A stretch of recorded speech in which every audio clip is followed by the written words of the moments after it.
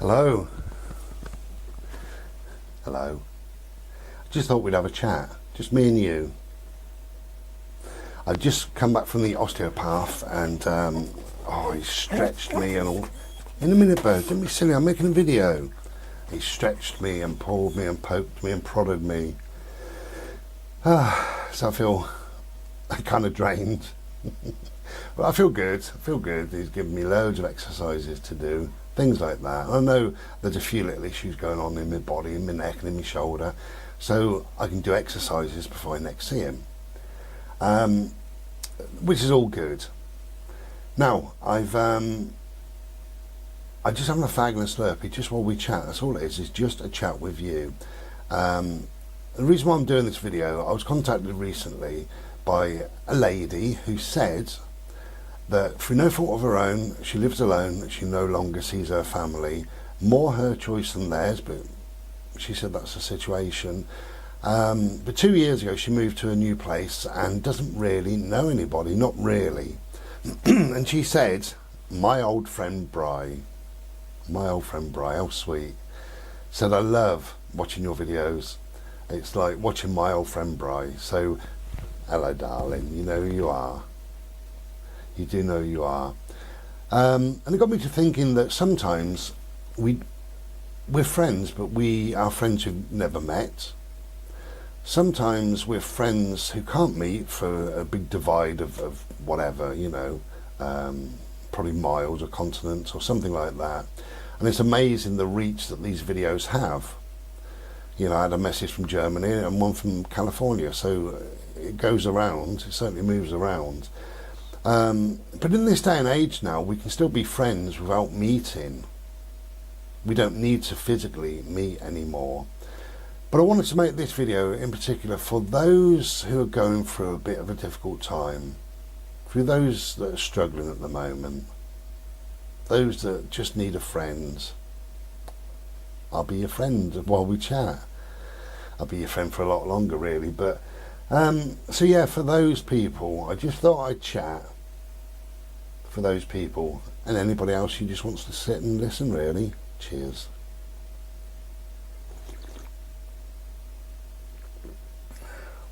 So I really need this Slurpee and this fag after my appointment. I really do. So for those people that are going through a difficult time, whatever that difficult time is, just a few words of mine really. If you're going through health concerns, try to remember a time, just sit quietly, try to remember a time when you were much better in your health. And focus on that time, and that is where you want to get back to. But if you can get back to it in your minds, okay, not physically, but in your minds, then you start to feel much better about yourself, I believe. And it gives you a goal, it gives you a purpose, and it gives you a focus. That is my health, that is where I was, that is where I'd like to get back to, or towards that. You don't have to sort of force yourself. I like to get towards that. If you're struggling with mental health or anxiety or some form of depression or whatever, the most important thing to remember is this too shall pass. It's got me through 58 years. This too shall pass. We don't think it's going to pass. We feel absolutely awful. We think that's it now forever. But this too shall pass. This too shall pass. Just remember that and keep that at the forefront of your mind if you can, when you can. Because it will pass. And it's important to remember that whatever you've been going through in your life, your success rate of dealing with that is 100%. And that's phenomenal, isn't it? Obviously it's 100% because you're still here. And you will survive this bout of anxiety, depression, even if it's loneliness, like my friend or whatever. You know, you may feel lonely today, but then maybe this afternoon you might not. Somebody might walk into your life, or something might happen, or you might watch this video and might feel a bit better about yourself, or something might happen. This too shall pass. It's really important to remember that.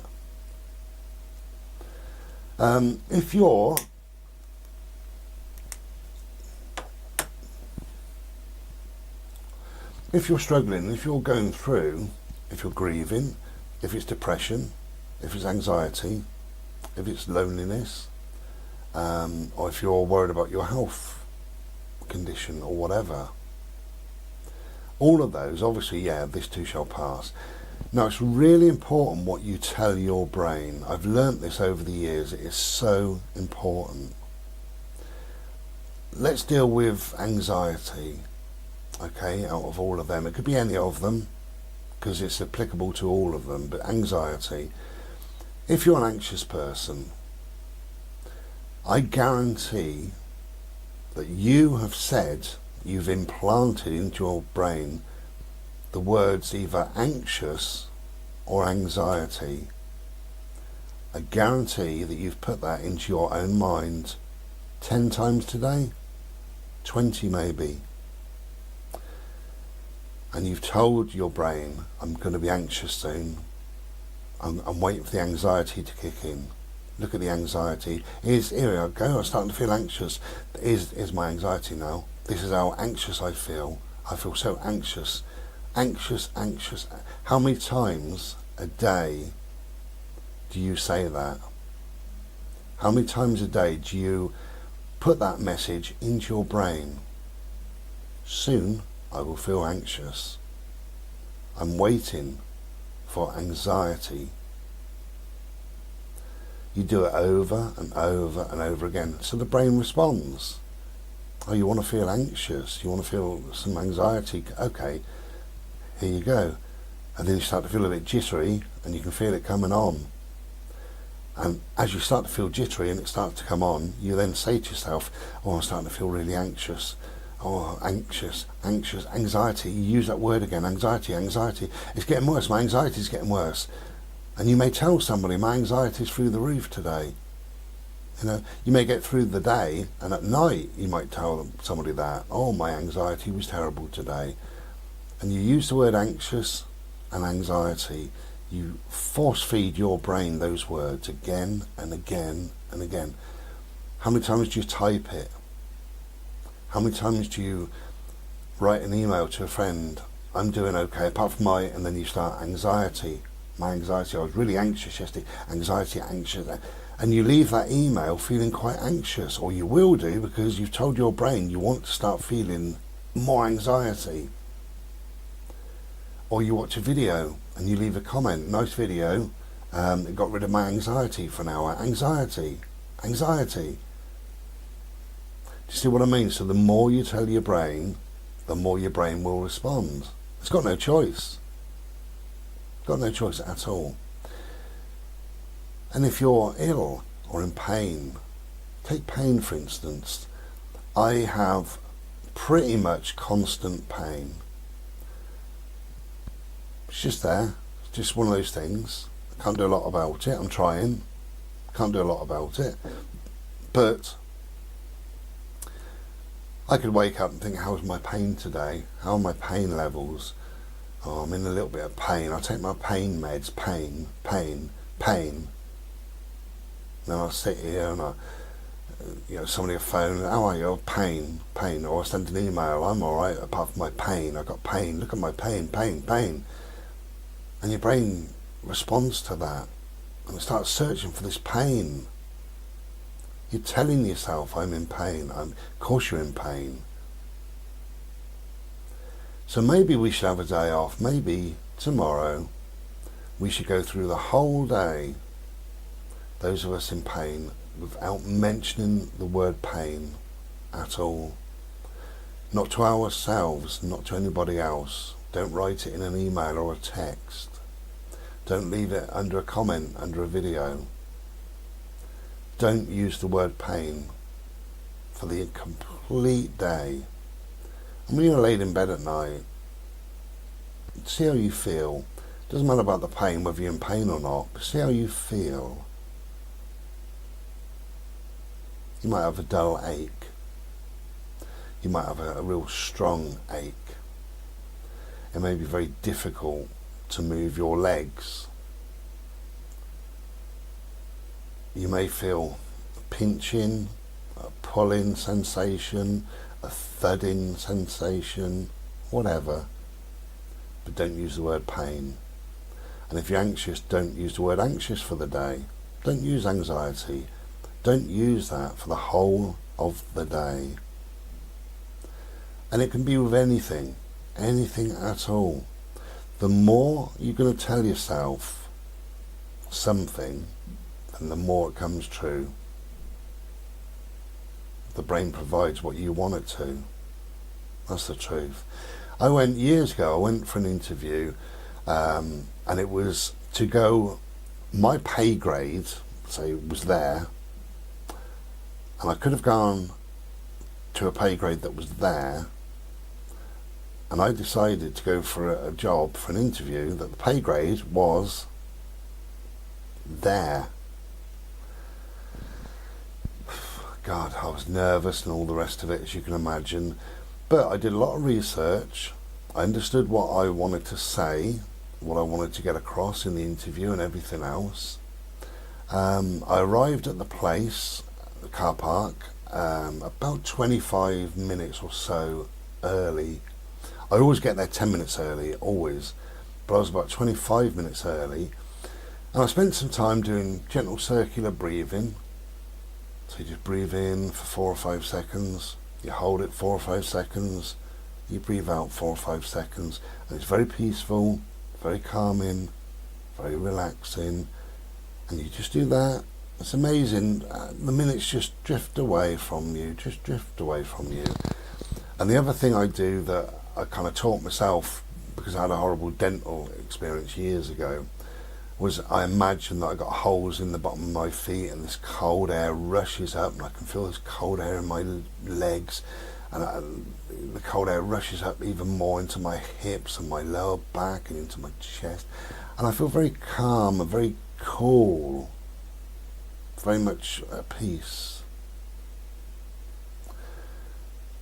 So I did all that, and rather than the worry of the interview and sitting in the car for 20 minutes saying, oh, I bet I don't get this job, it's far above me, I don't deserve this job, or whatever, because your brain would just say, well, okay, then I'll fuck the interview up. And I knew that that's what could happen. So I chose my words in my head carefully, and I said, I will get this. I am deserving of this. I am worthy. I am worthy. I will do my absolute best through this interview. Absolute best. And I will get this job because I am worthy. I deserve this. This is mine. I will get this job. And I just said that as I'm doing this circular breathing, I was saying all this stuff to myself. Cut a long story short, but I went in. The interview was with a panel of people. I was very, very calm, very peaceful, very relaxed. And I just kept my cool. And I got given a gift, actually, believe it or not, because they all kind of stood up and I shook their hands and what have you. And one of them, on his clipboard, was my CV, and he put it down on top of obviously this person they just interviewed, and I just happened to glance and look back up, and he'd written on there he didn't like the person's body language. I thought, well, that's handy. And I went along, I think 7 people, 6 or 7, and I sat down and all the rest of it, and it became quite clear that I was being interviewed really by somebody who was sat opposite me to my right, but him there who'd written about the body language, he was actually the main boss. He was the big guy. So I needed to impress him in some way, and his gift to me was body language. And I sat in the interview kind of like this. I always put one hand in front of the other, you know, like that. Just gently. I did move around a little bit in the interview, and I expressed myself, but I was very open, very calm, just nice, gentle, peaceful, like I am now. And anyway, lo and behold, I got the job, and it was fantastic. So that was really good. Loads of money. I didn't really get it for. I didn't want it for the money, but I wanted it for lots of other things because it led on for teaching and all the rest of it.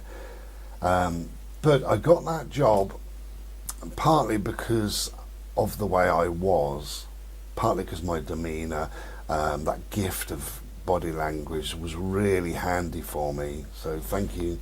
The universe does conspire sometimes. The universe does give you what you want, and the brain will also give you what you want. And what you tell it, it will give you. And it might not give you it now, it might give you it later or tomorrow.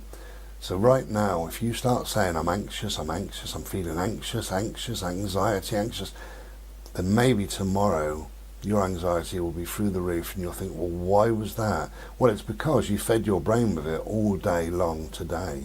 All day long. Now, even if you're feeling anxious, so what? So what? What is the worst that's going to happen? Are you going to die? Is your leg going to fall off? Worst that's going to happen is you're going to feel a bit rotten for a while. But the more you focus on it, the more it grows. What you focus on grows. So you focus on that anxiety, and it will grow to be a big, big thing. Throughout the day, throughout everybody's day, we probably all have little stress points. We probably all have little anxious moments. We probably have all little difficult times. And what happens in most people is they don't bother focusing on that stress, that anxiety, that difficult time. They don't bother. And it's no big deal. It doesn't matter to them. It's no big deal. Somebody who is, I know a lot of people say suffering anxiety. I always say managing, because of my depression. I manage my depression. So somebody who's managing their anxiety, they would focus on that tiny, tiny little bit of anxiety. And anxiety can be a good thing. Stress can be a good thing. It's all to warn you. It's all to guide you. It's all to help you, believe it or not. So when you start getting a little tiny bit of stress or a little bit of anxiety or a difficult thing in your head or whatever, some people will really focus on that and blow it up to be a massive thing, because what you focus on grows.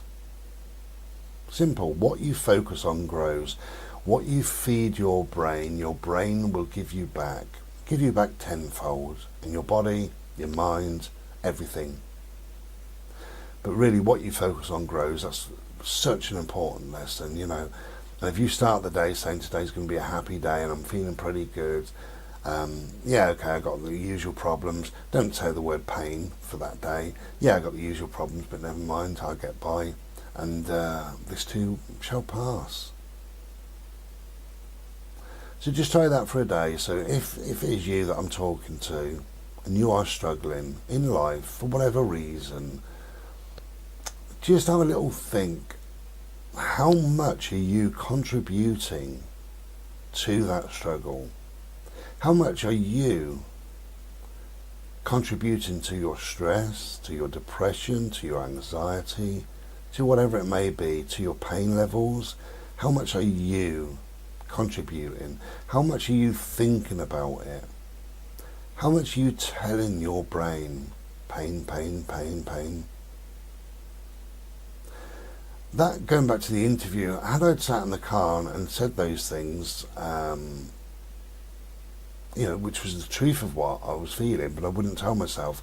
Had I said I don't really deserve this job, there'll be somebody more worthy than me, I don't think I'll get it, I think I'll fuck the interview up, I would have went in there and my brain would have given me all of that.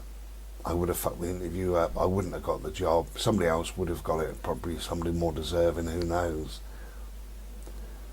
Because you can fool the brain, and that's what we do every day. We all do that. We have difficult situations, difficult scenarios to deal with, and it could be all sorts. It could be a difficult phone call, could be whatever. And we say, this will be all right. And then you do it, and you say to yourself, well, actually, it wasn't that bad, And it's when you step out of your comfort zone, it's never that bad. It's never as bad as we think it's going to be. Never. I've had a number of interviews that I've been not dreading, but I've been quite concerned about. And when I come back from that, somebody says, how was the interview? I say, actually, it wasn't as bad as I thought, And it's always the way. It's not as bad as you think. And a little bit of stress or a little bit of anxiety or whatever, it just keeps you on your toes. It just keeps you extra alert. So maybe a little bit of anxiety or a little bit of stress or a little bit of worry or concern or trepidation, when that pops in, maybe that's a good thing, because it just keeps you slightly more aware, slightly more awake, slightly more alert. So maybe things are not as bad as we think they are.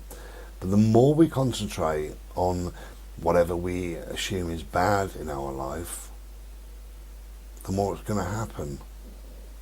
I'm not great at public speaking, but I've had to do it. I've been a teacher and all the rest of it, so I've had to do it, and it's got easier over the years. But I'm not great at it. I don't like it. I don't enjoy it.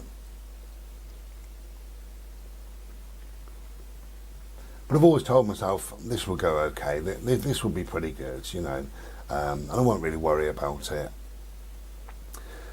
Now, one of my nephews, I don't know how he is now, because I don't really speak to anybody much in the family at all, really.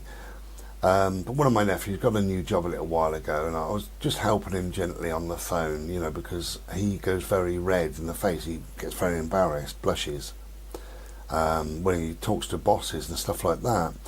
But he was offered a job, much higher grade, pay grade and all the rest of it. However, that job meant that every morning he has to hold a meeting, a little team meeting with 10 or 20 people. And I said to him, in time it will get easy. Yeah, the first morning, you might feel awkward. And I said to him, pick somebody and look at their ear, because when you look at somebody's ear, they don't know whether you're looking at them in the eye or the ear. Because when you look at somebody right in the eyes, it can be a little bit, you're waiting for somebody to blink or look away or whatever. But look at somebody in their ear, just the top of their ear, and they don't know the difference. And what you do, you then defocus everything else, so it's not too important. And he said about it, I go red, I blush, and I said, so what? Number one, 90% of people don't notice, probably 99% of people really. They don't want to be there, they don't want this meeting, they just want to crack on with work. So they just can stand and listen to you. What have you got to do? Yeah, blah, blah, blah, okay, cheers, and off they go and they do it. They're not going to look at you. They're not interested, really, And if you go red, if you blush, what is the worst thing that's going to happen? Is your leg going to fall off? Right, what's going to happen is your skin will colour, and then it'll go back to normal. Big deal. No problem. Doesn't matter. But he said, I know I'm going to go red, and I just know I am, and as soon as I stand up, I know. And I said, yeah, but you're telling yourself, I'm going to go red, I'm going to go red, I'm going to go red. It's my time to stand up, I'm going to go really red, I'm going to go ever so red. Now I stand up, and I go ever so red. So you're telling yourself, I want to go red. I really do. I want to go so red, everybody can see it from miles around. And even if they did, so what? And I said, just defocus your mind. You don't need all that. You're not going to go red. You're not going to be embarrassed. Why would you be embarrassed? You stood up in front of your work colleagues talking about something you know about. When you talk about something you don't know about, that can be embarrassing, especially if a question is thrown at you. So know what you're talking about. And I said to him, if you write it down, you can just look at your notes anyway. Nobody's going to see your face. You're looking down. But don't say, I'm going to go red, I'm going to go red, I'm going to go red, and then go there and go red. Of course you're going to go red. So I said, flip it, turn it around. I've done this before. I've managed this before. I can do this. I can do this without being embarrassed. I know my job. I know myself. I've got my guidelines, my notes. I won't be embarrassed. I'm the boss. I'm on extra money. I'm not going to be embarrassed. And then stand up and do your job. 5 minutes and you're done. And the more you do that, the easier it becomes. But even if you go red, this too shall pass. A little flush, colour the skin, and it disappears. So what? No big deal. Don't worry about it. Let it go. What you focus on grows.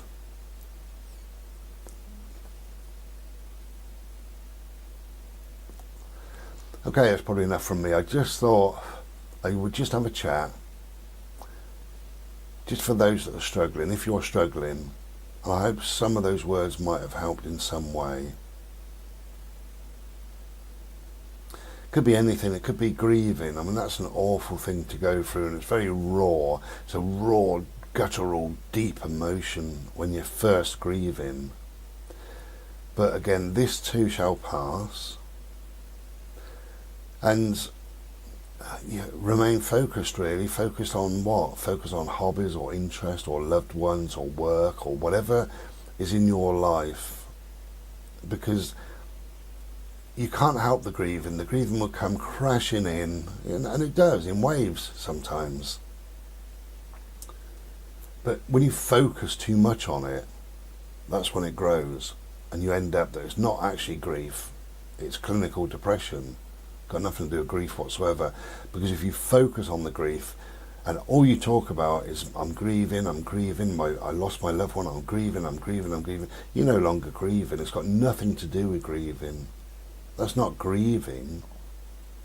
That's a kind of not awful, but a self-indulgent way of grieving. And we use that sometimes to protect ourselves, being self-indulgent. Of course we do. I'm grieving, leave me alone. I'm miserable because I'm grieving. I'm doing this because I'm grieving. I'm making mistakes because I'm grieving. I'm going red in the face because I'm grieving. We can use that for anything. But it becomes, as I say, clinical depression rather than grieving, because you focus on it so much. And you focus on it again and again and again, and that grieving becomes all-encompassing. It becomes everything that you are, every second of every waking moment of the day. You become this big bubble of grieving, and that's not you. It's not what your loved one would have wanted. It's not how we're built, really. It's not how the mind is made. So the mind will take all of that grieving and shove it somewhere else because it doesn't know what to do with it, and it'll send you to bed, and it'll make you really pissed off, and that's depression. It'll take away your appetite, maybe it'll take away your sleep, and before too long it becomes clinical depression, and you could have suicidal thoughts, and it goes on and on and on. And it's because we focused too much on grieving, or pain, anxiety, depression, a red flush of the face. It could be anything. It could be anything in life. Try not to focus too much on that one thing, and try to have a day off as well. Don't say the word grieving. Don't say the word anxiety. Don't say depression today. It'll still be there, but don't say it. Just don't say it. Don't allow these things to come bombarding in. Have a day off. Give it a try.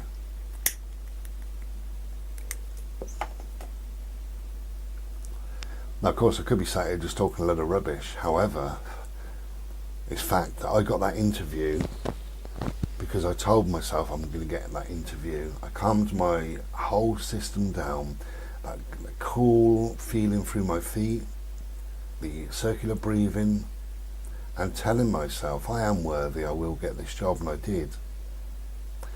And I've been through grieving a number of times, so I know a little bit about that.